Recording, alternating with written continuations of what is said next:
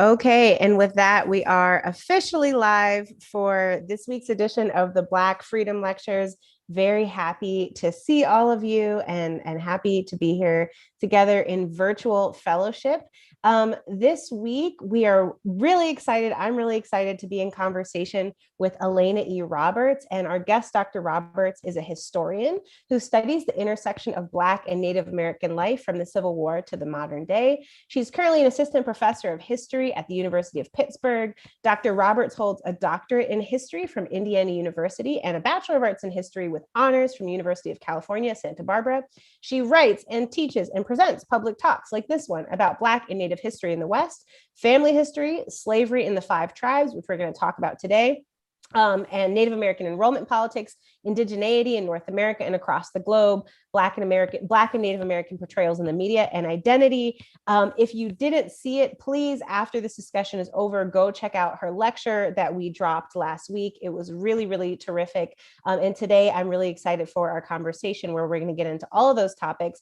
Also excited to announce that her first book, I've Been Here All the While, Black Freedom on Native Land, is now available for purchase. Oh, you have a visual aid. Look at that. And at the end of our conversation, I'll tell you how you can get a copy for free. As always, also very eager and grateful to welcome Barbara Williams Finley, who is our ASL interpreter, and to thank the Center for the Study of Race, Politics, and Culture and the Mellon Foundation for supporting our conversation. And I should tell you who I am. I'm Eve Ewing. I'm an assistant professor at the University of Chicago. I'm the curator of the Black Freedom Lectures, and I'm coming to you from the city currently known as Chicago, which is the occupied lands of the people of the Council of Three Fires, the Ojibwe, Potawatomi, and Ottawa nations, as well as the Menominee, Miami, and Ho-Chunk nations. Alaina, thank you so much for joining us today. Thank you so much. And thank you for your great lecture. Our team was all in a tizzy for how much they enjoyed it. So I want to start by just asking you a little bit about your own background as a researcher and as a person, and how you got into this area of study. Well, this is really my family history at its core. And so in college, I started researching what I had known bits and pieces about. So I knew the kind of Black land ownership part, but I didn't know that that Black land ownership came from being owned by Native Americans. And so when I realized that that history had not really been told from the tribes who had enslaved my family, the Choctaws and Chickasaws, I decided that that was kind of going to be my mission in life. And so that's why I went to graduate school and became a historian. That's amazing. I really appreciate you sharing that personal story, because some people in the audience are academics, some are not. But I think that sometimes people are looking to figure out how they can connect and understand further about these family histories. So before we get into some of the context and the history that you brought to your lecture, in my experience as a Black person, I think one of the concepts that many of our folks are not aware of is the idea of Native sovereignty. And that's something you mentioned in your lecture. As Black people, we see ourselves within a racial lens, but for Native peoples, there are kind of two frames operating simultaneously. There's this idea of being racialized in a society, American society built on racial hierarchy, but there's also the matter of tribal nationhood and sovereignty. So could you just break down what it means when we say Native nations are sovereign nations? What does that mean? Also, like generally when we think of like the United States or any other like European nation, we have this idea that of course they have the right to make their own laws, to make their own decisions regarding citizenship, who can come and go in those nations, etc. And for Native American nations in the United States, due to a Supreme Court decision in the 1830s, they are known as domestic dependent nations, which means that they have a relationship with the federal government. They are not supposed to be kind of overruled by state governments, and they have the ability to make almost all of the decisions about things like I've mentioned, like citizenship, like the rights that their citizens have, like the kind of jurisdiction that they have. And so the what you kind of just mentioned about race and political sovereignty, I think is what often confuses people, because when we talk about multiracial alliance at various points in history, often, you know, African Americans and other people of color were fighting for like rights and inclusion in the United States, whereas many Native people were fighting for the opposite. Like they didn't want to be included in the United States. They wanted the United States to recognize their sovereignty and their ability to be in their nations. Now, so how should we understand the fact of what you talked about? And in the intro, I said that you focus specifically on five tribal nations that have 5 nations that have a very particular history, and they are the ones who, as you talked about in your lecture, were encouraged to participate in the institution of slavery. So I was wondering if you could give us a little bit of just recap of that, and then I'm going to ask a part two to that question. Well, so in the late 1700s, the United States is, coming into its own as a nation and deciding how it's going to deal with Native Americans who still have really a majority of what we now know today as the United States. And part of the way they deal with them is through war and, physical and military fights. But part of it is by trying to get them to assimilate to American culture. And so that is, trying to get them to dress like them, eat like them, perform agriculture like them. And as slavery became important to the US, they also tried to get Native Americans to own Black slaves. And so some people in these 5 tribes, the Cherokee, Chickasaw, Choctaw, Creek, and Seminole nations, owned enslaved people, just like white people in the United States did. And there was a spectrum of that treatment, just like in the United States. When people talk about kind of their lives as slaves to these Native people, some of them talk about them as if, they were their best friend and they lived on like the farm with them, worked on the fields with them, etc. And then some of them also had horrific stories of cruelty, punishment, etc. Now, one of the ways in which some of us are familiar with firsthand accounts of formerly enslaved Black people, and that's one of the ways in which we understand what white-owned plantation life was like. Are there similar archives, letters, journals, diaries of Black people that were enslaved in Native nations as well? Yes. So the Works Progress Administration, the 1930s era project meant to employ teachers, artists, et cetera, where they went throughout the US and interviewed former slaves, had basically a component in Oklahoma and other places in the West where they interviewed people who settled, as they called it, these territories. And some of those people in Oklahoma were the people that were formerly enslaved by Native people. And so we have a lot of those recollections, and that's really one of the ways that we can see the important distinctions between the experiences of those 2 groups of people. Now, the 5 nations that you mentioned, the Chickasaw, Choctaw, Cherokee Creek, and Seminole nations, are sometimes referred to as the 5 civilized tribes. And I was wondering if you could tell us, as a historian, what does that mean for how the United States constructs the idea of civilization, if part of civilization means in being encouraged to participate in the institution of slavery? Well, so essentially being civilized is, being like a white person. And so the 5 tribes were considered to be distinct and different from other peoples, especially more Western Native people, because they began owning slaves and also because they changed their government to become more similar to the United States.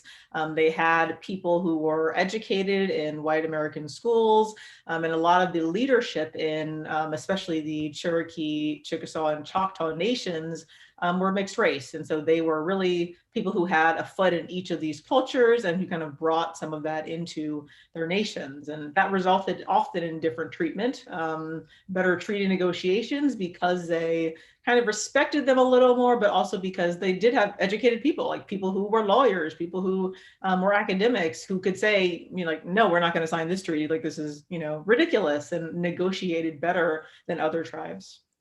Now, I know that the title of this conversation is about solidarities, and we're going to get there. But I think one thing you said in your lecture is that it's important that we start by talking about and acknowledging the hard parts, the tough stuff, right?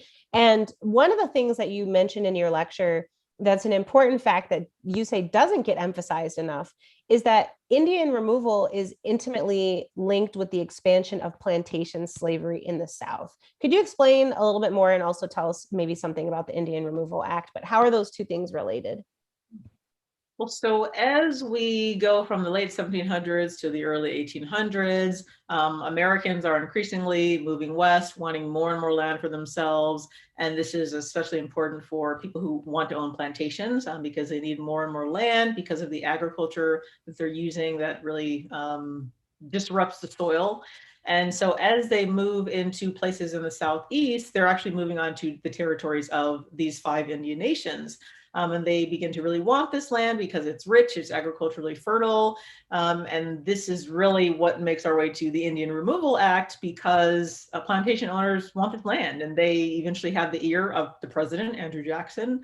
And so this is really a transfer of land, and we get Native people moving out and plantation owners moving in. And so this is where Black and Native history intersect in that way. But then also Indian removal is itself, for these 5 tribes, a Black and Native story, because enslaved Black people are going along this horrific journey just like their Indian owners are.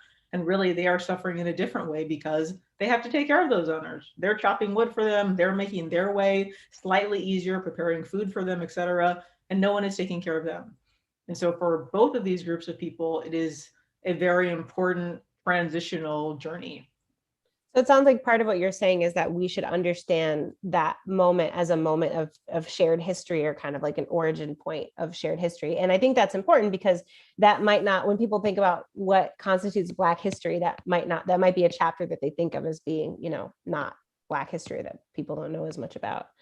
Another really interesting thing you talked about in your lecture is the fact that Black people actually had rights and received reparations within the bounds of tribal territories in places like Oklahoma that they didn't get in the United States. So, the aphorism that all of us grow up hearing, 40 acres and a mule, right? And that we never got our 40 acres and a mule. And 40 acres and a mule it's kind of like a symbol or an idiom, right? A metaphor for the general idea of reparations. So, but Black people in places like Oklahoma, they got 40 acres. So could you just tell us more about that? And also, what are the implications of that fact? Yeah, so the 40 acres comes from a field order by General Grant. Ulysses Grant. And he is really, working off of the desires of the Black people that he's coming across as he's fighting, who say, we want land. This is kind of the most important thing that we can use to create new lives for ourselves. And so he does that, but it's only temporary in the kind of South Carolina lowlands.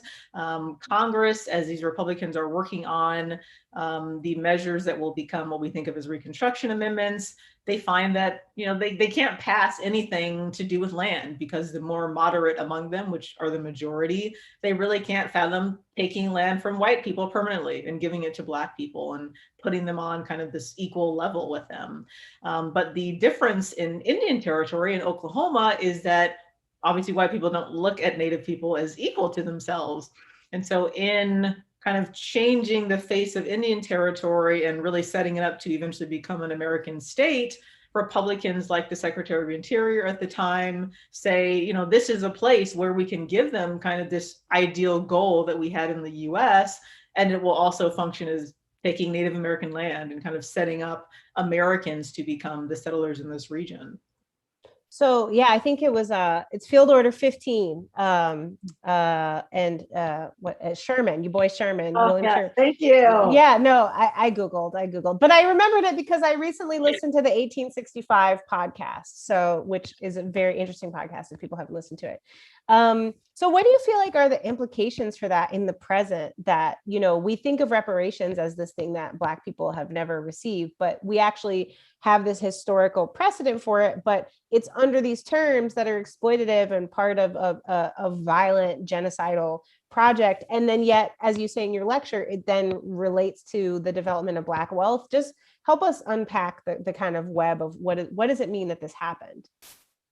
Well, I think realizing that this kind of form of reparations in the form of land in the 19th century takes land from Native people is also part of the conversation when we talk about reparations today, because a lot of the Black people who are having these conversations aren't really thinking about Native people, and how Native people also, there is a movement called Land Back, where they are also seeking essentially reparations for the land that was stolen from them. And, we had labor stolen from us. And so really, in connecting these movements and these histories, I think it's important to see how we are both groups who have suffered in different ways, but to make sure that when we talk about reparations, we shouldn't be kind of trotting on someone else. And we shouldn't necessarily maybe be asking for land that was in fact someone else's land first.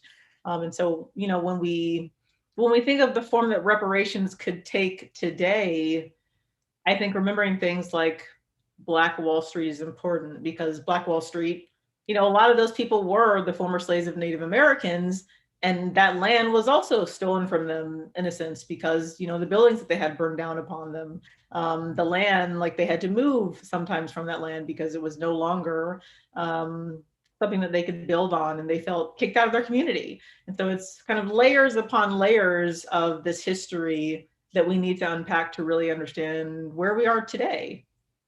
Yeah, I didn't know until I saw it in your lecture that, or I didn't make the connection between the idea that the point you make, that Black Wall Street, which people are now becoming more aware of and a part of history that I think some Black folks have known about for a longer time. Some are just now learning about, and definitely white people who, and other people, non-Black people of color who watch Watchmen, they're like, there was a what and a where and what happened and for why.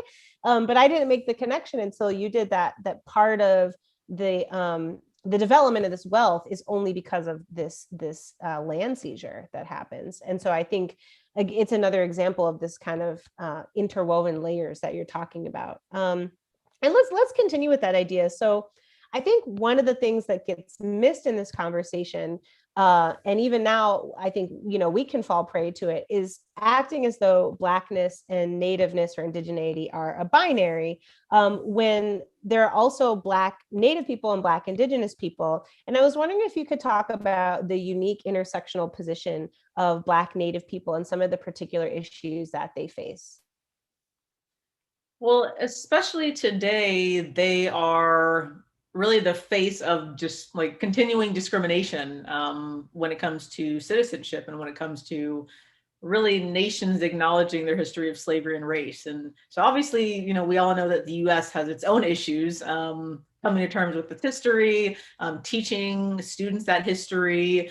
But the five tribes are just kind of like a whole another level, because not only do they not tell their citizens about this history, but also they have a layer where, they have this kind of the removal history, they have colonization. And so people are hesitant to talk about negative things that Native people have done. And I think it has really stunted discussions about the people who get caught in the middle of that, who are Black natives, Black Indians, who don't really get the privilege of kind of the exoticness of like the Indian identity, and instead they face discrimination from people who don't believe they're Indian from outside of their community, and people who don't believe they're Indian from inside of their community, even though these people have generations where they've spent with these Indian nations. Many of their ancestors spoke that language, knew that culture, made that food. They have the recollections, and they are forced to fight legal battles and spend their money and spend their time trying to get these nations to recognize them when it is in a treaty.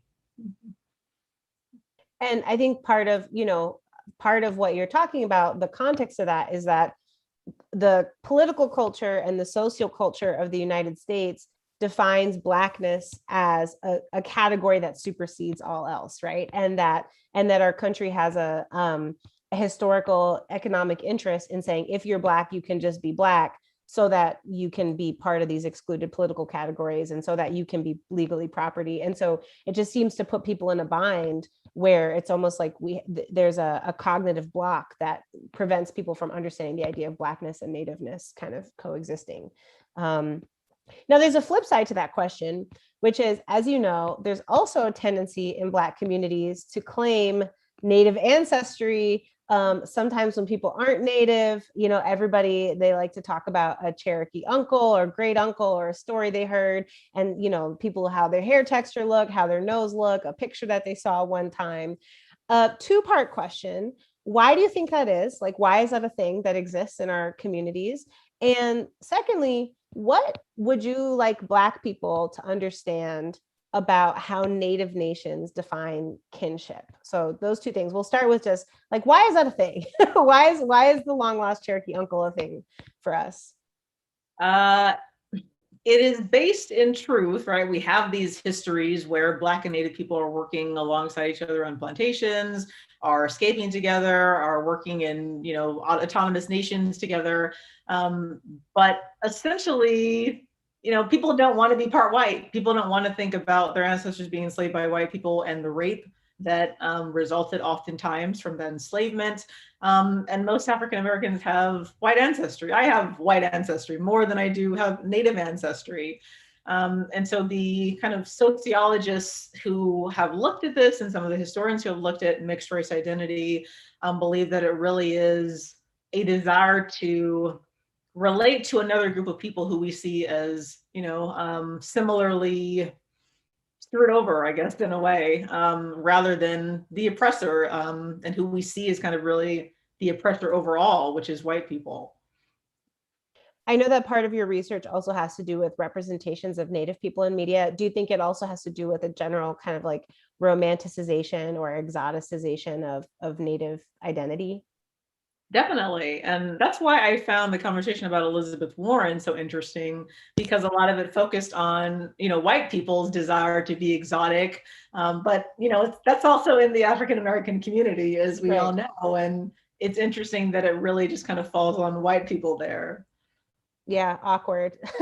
So I think that's something for people to think about, right? And how is it kind of also a reflection of anti-Blackness to want to have this proximity to something else? But the second part of that question I think you're starting to get to is also what should we understand about Native identity that is different than Black identity? And so I think since you bring up Elizabeth Warren, right, like Elizabeth Warren, she was like, okay, well, I'm not Native, but also here's a DNA test, right? And Kim Tallbear has a great book called Native American DNA that everybody should check out, where it's like, it kind of doesn't matter, right? And so could you just explain more about nationhood, kinship, citizenship? Just break that down for us a little bit. Well, so my definition is slightly different than Kim Tallbear's because of my own positionality and the research I do. So going back to Native nations as sovereign nations, they have the right to determine who is and is not a citizen. And they all have, various ways of defining that. For the 5 tribes, it is primarily through the Dawes paperwork that comes from the Dawes Act and comes from that land allotment process. For various other tribes throughout the country, it's whatever legislation or mandate that the tribal council has passed. And so it's more about who is a part of this political entity rather than necessarily who is, biologically Indian. But then that definition can certainly be weaponized, and it has been weaponized by the 5 tribes to throw out people who they once allowed in as citizens because of race. And like saying, well, it's about politics and not about race, but the people you've thrown out are only Black and Black Indians, not, the white looking Indians over here. And across the country, like various tribal nations with casinos and who gain money in other ways have thrown out members of their tribes for reasons of essentially greed, and basically dwindling down and narrowing the definitions of who is and is not Indian.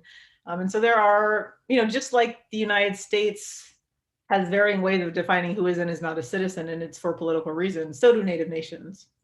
Right. So it's almost like what you're saying is that all of these notions of statehood could potentially very flawed in their ability to include and exclude people for political reasons. And what about kinship? So what, if somebody takes a DNA test or they hear a rumor or they see, a picture of a relative, and they say, okay, I have this ancestry, right? I think I might have this in me biologically. What role does kinship or, personal bonds play in whether that person should then claim Native ancestry? Well, going back to the Elizabeth Warren example, one thing that she said over and over again is, well, this is like an oral history. This was passed down to me. People said I had this, Cherokee ancestor, and therefore I'm claiming this. She only did that like strategically in different times. Right. But the idea of kinship is, does your community claim you, and do you claim your community? And, what do you know about your community? And, what are you learning? And again, that is an important, I think, distinction for Native nations, but also, people like me and other freedmen descendants, we weren't like able to have that relationship. And so, I don't know the Chickasaw language.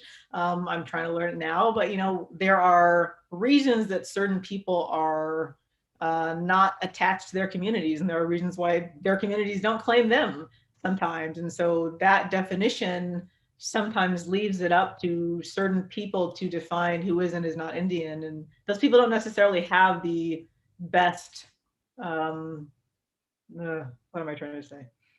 The best things at heart. Yeah, the intentions. Well, it's like if Black people's citizenship was up to whether or not the United States wanted to claim us, right, or claim us as kin, then it would be in big trouble. So we talked about how sometimes Black people think that there's a Native ancestor, but there may or may not be. But then also Black and Native people who are Black and Native or who have Native citizenship are sometimes excluded. The flip side of that is that, as you've already alluded to, the constructs of Native nationhood have sometimes been shaped to exclude people who are Black and Native. And you had us talk about a specific example, which is the Seminole Nation excluding Black people, Black citizens, from access to COVID-19 treatment. Could you just talk a little bit more? And I know that there have been major court cases with Cherokee Nation. Could you just talk a little bit more about the policy details of how Black people can be written out of their Native citizenship? So during the Civil War, all of these five nations fought for both the Union and the Confederacy. After the Civil War, there were the treaties of 1866, which established that the war was over, but also the US decided to punish these five tribes for working at all with the Confederacy. And that was really the mechanism that they used to have this emancipation of those people, and then also the adoption as citizens of those people. And so this is really the document that enshrines not just that citizenship, but also, if you're aware of the Supreme Court case, McGirt, that had big, really significance for the entirety of the Indian country, and that it showed that these reservations in this land was still under Native American jurisdiction.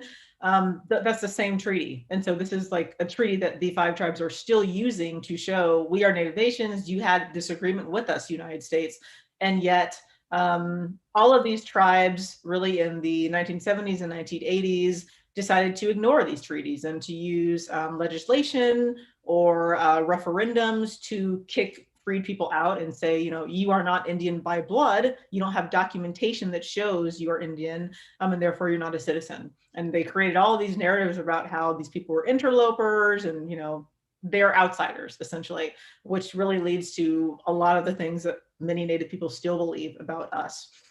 Okay, where was I going? Oh, yes. So then the Cherokee Nation is doing the best right now because a woman named Marilyn Vann, a Cherokee freedwoman descendant, took her case all the way to the US District Court and won after spending a lot of money and a lot of time again. And so the Cherokee Nation has really embraced that. There is a new chief, Chuck Hoskin Jr., who has been a supporter of freedmen for a long time. And he is really putting into effect things like making sure that Black people are part of Cherokee history in museums and cultural centers.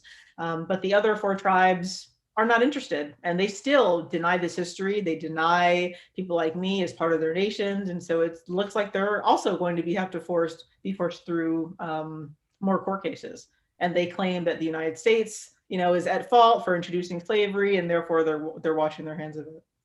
Now, and that's complicated because technically, as sovereign nations, it shouldn't necessarily be subject to, in theory, it shouldn't be subject to these kinds of court decisions either way, right? And so, you know, we're talking now about some of the friction points and challenging points, but one of the things you said at the end of your lecture is, but we are also two peoples who have been similarly harmed, right? And that have done our best to have harmed each other and have also been harmed by the settler state. And so, and you talked briefly about a couple of examples of times that are inspiring and moving times in history when Black and Native people have worked in coalition. Could you tell us some of those? Tell us some inspiring stories.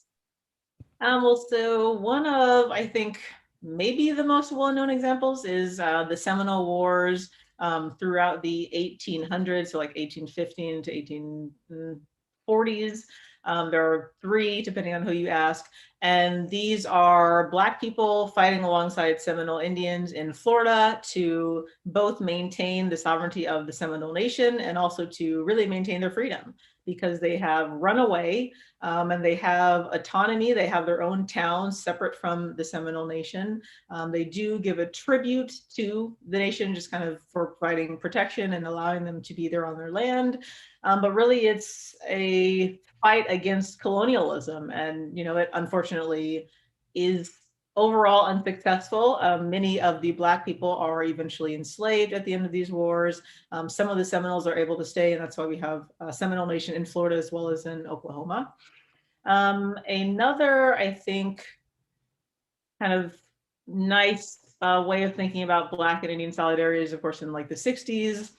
When you have the Red Power movement, you had the American Indian movement, really working for what I've said, tribal sovereignty, but also for protection from police violence. And that's something that they kind of get together with Black Power leaders. And there was a lot of kind of conversation about similarities. The Red Power movement arguably really takes ideas from some of the Black Power movement and the Civil Rights movement. And that, I think, is what I have seen echoes of in the current movement. Native and Black people coming together for Black Lives Matter, before that for DAPL, and that was, I think, maybe the beginning of the more modern coming together of these people, and Black people becoming more aware of Native issues and Native people becoming more aware of Black issues. So how do you, let's talk about the issue of land, because that is a really tricky one. And you started a few minutes ago to touch on it. How do we reconcile Native demands such as the land back movement with the concept of reparations, which many Black people believe should include land and property? Is it possible to reconcile those two things at all? Oh, that's a big question. Big questions only. I mean, maybe we could think of it as, living on this land together outside of the kind of capitalist white supremacist state. I think a lot of Native people are open to that and see Black people as kind of brothers and sisters in arms in that struggle, and as fellow people who have been victimized. So I don't think one has to supersede the other, but I personally also think that Black reparations should also be partially monetary, in terms of like helping people of African descent equalize their economic status. And like Black Wall Street is a perfect example of that, because that capital was gone, and once it was gone, there is no generational building of wealth. Right. It's interesting because it kind of calls on us. I really appreciate what you said about imagining a different form of existence on the land alongside one another that is outside of a kind of capitalist state. Because if what we aspire to as Black people is to participate in the currently existing system of capitalism, then it's like, I'm going to get my land and I'm going to develop my thing, my wealth and my money and my, right? As opposed to what I'm hearing you describe, which is maybe envisioning a different way of relating to the land that isn't just about personal property. Do you feel like there are, do you see moments of possibility in the way people are talking about those moments, those ideas now, or do you see us being very divergent? I do see similarities, especially in the way, I mean, just kind of symbolically, like when people began, tearing down statues, and it was initially, statues commemorating slavery and slaveholders, and then it became like Columbus and people, even like Abraham Lincoln, who had various horrific policies toward Native Americans.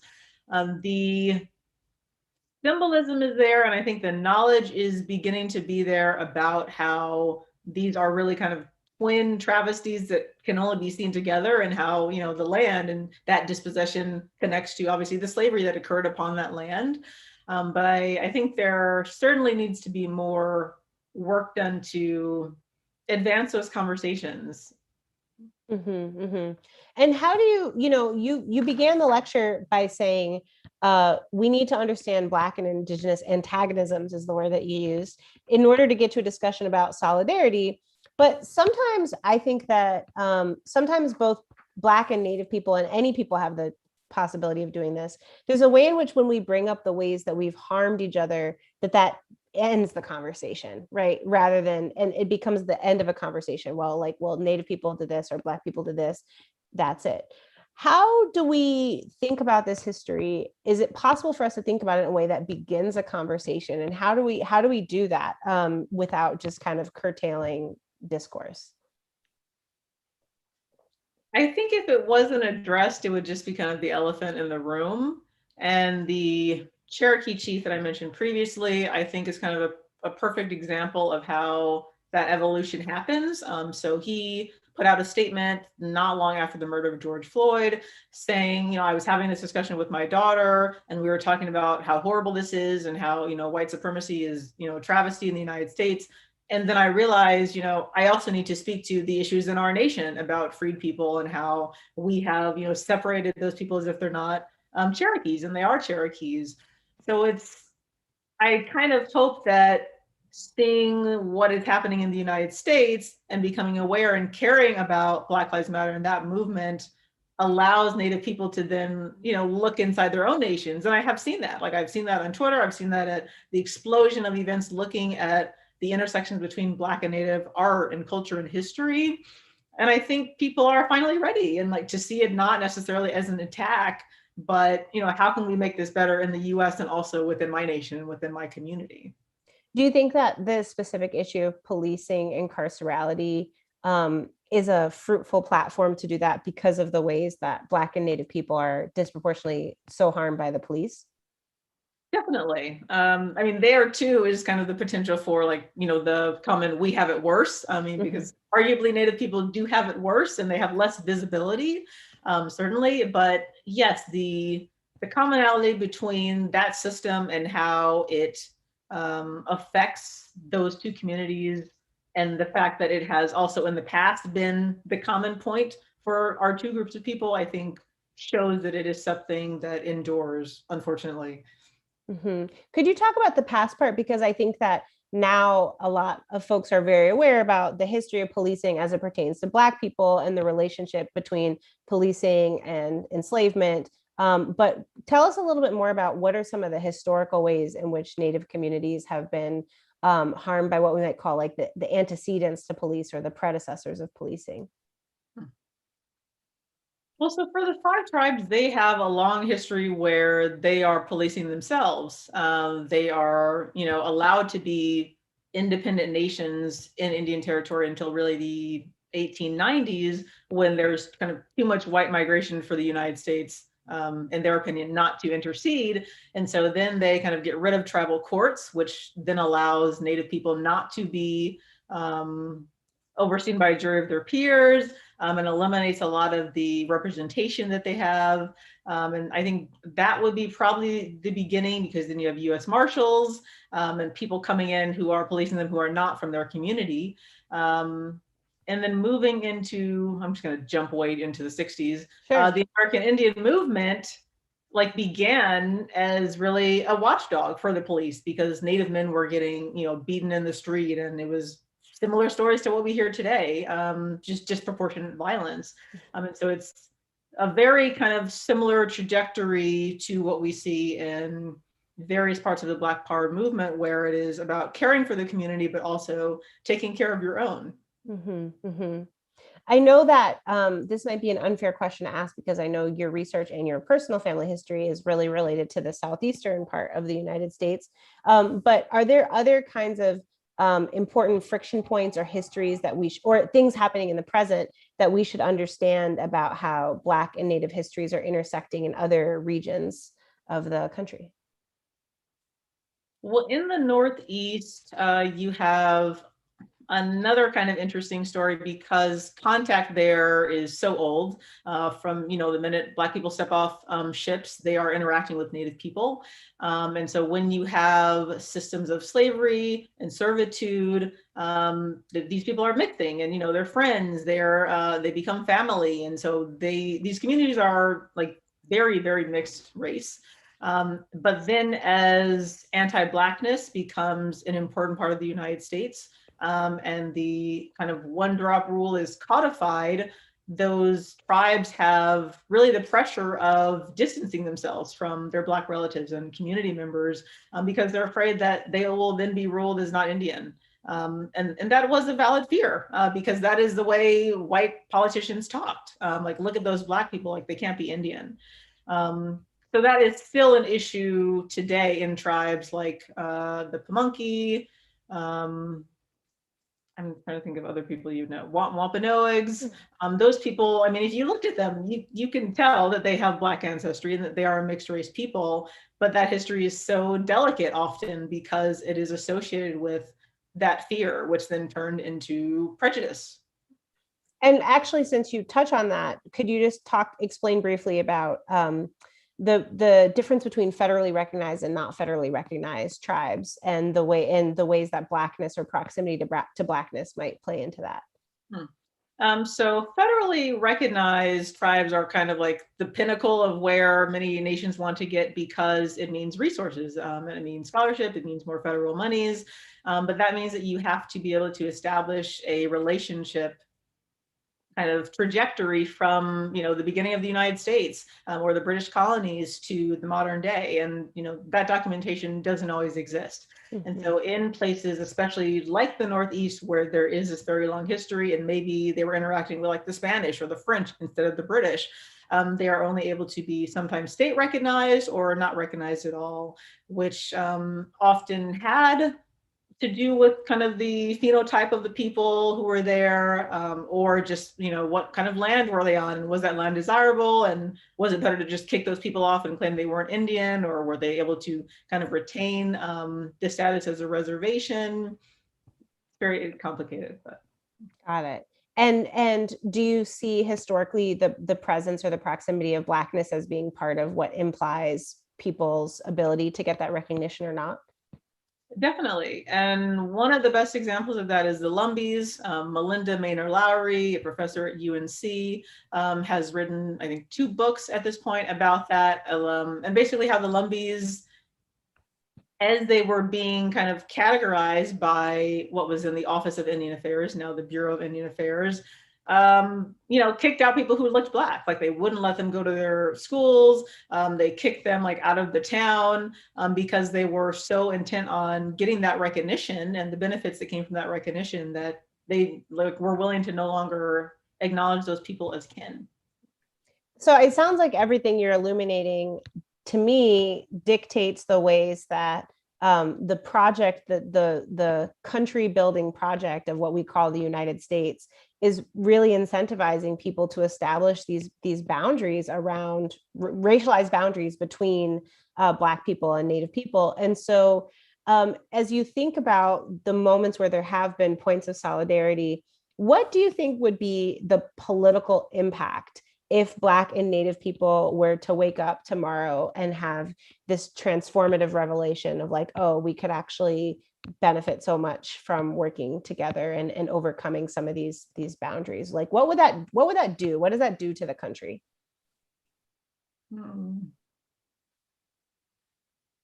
Gosh, as a historian, I don't know if I'm equipped. I know, I'm asking about the future. Pretend you're a historian in 100 years, and then what you would want to be writing.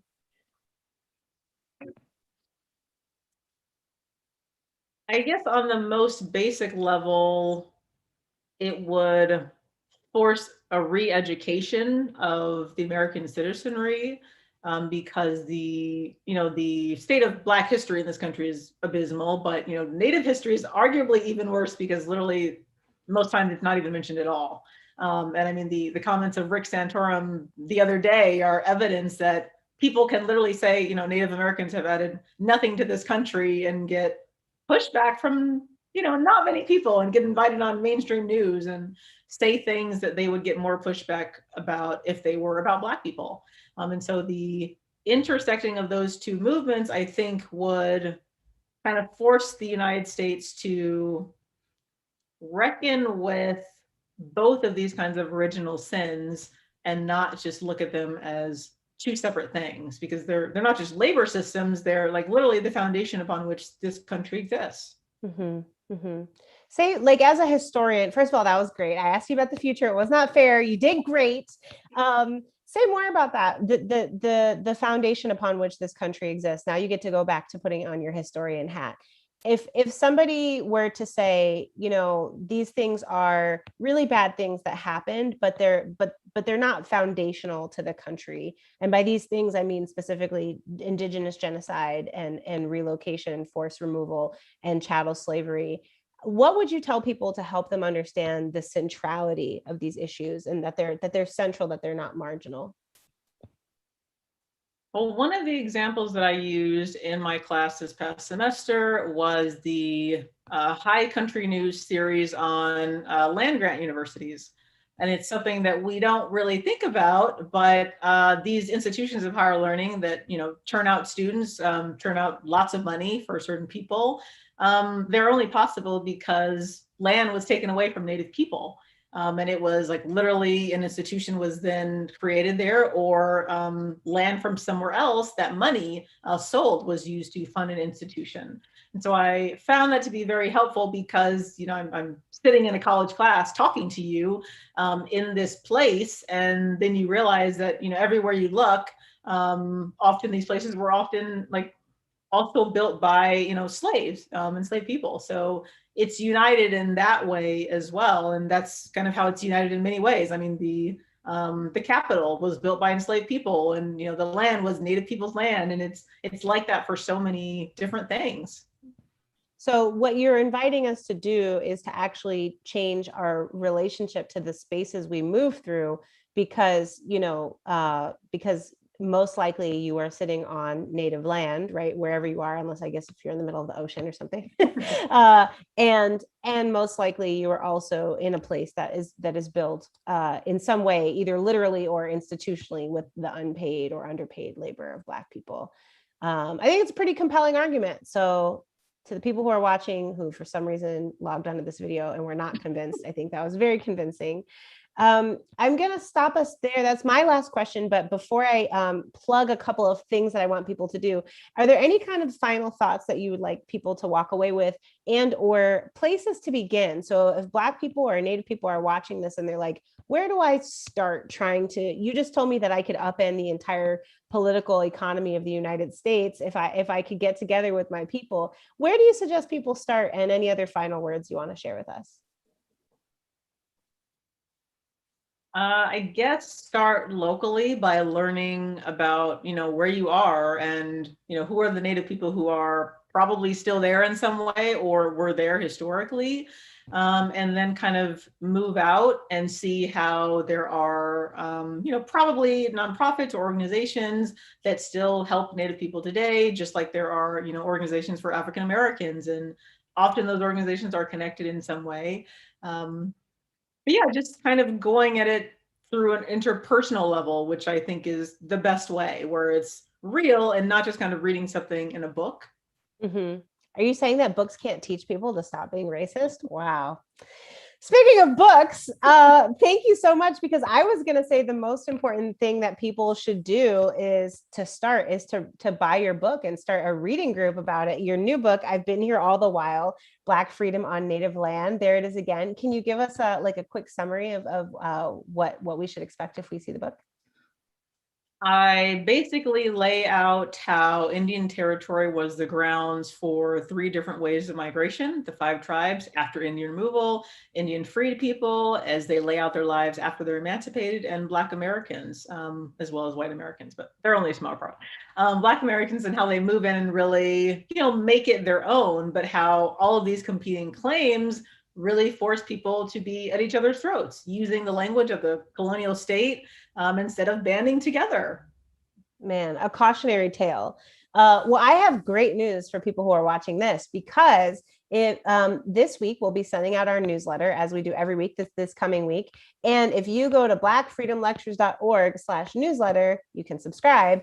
And we will be giving away a couple of copies of your book to people who enter a giveaway. So if you're watching this and you want the book and you don't want to spend money, we got free books for you. So blackfreedomlectures.org. And also the other really exciting thing that people will learn more about in the newsletter is that we have 2 Robertses in a row. So next week, our lecture is going to be the incredible Dorothy Roberts. And she'll be talking about medical racism, which I think is actually parallels very nicely with this conversation as we think about being in this COVID moment and the incredibly disproportionate ways that Black and Native people have been harmed by the COVID-19 pandemic.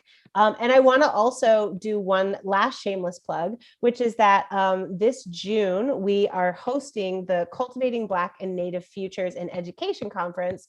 And people who want to learn more about that and get together with Black people and Native people and talk about how we envision incredible futures should go to cultivatingblacknativefutures.org. That is the end of my advertisements, which means now I just get to thank you, Alaina Roberts. I'm so incredibly grateful for you joining us this week and dropping some knowledge. Thank you so much.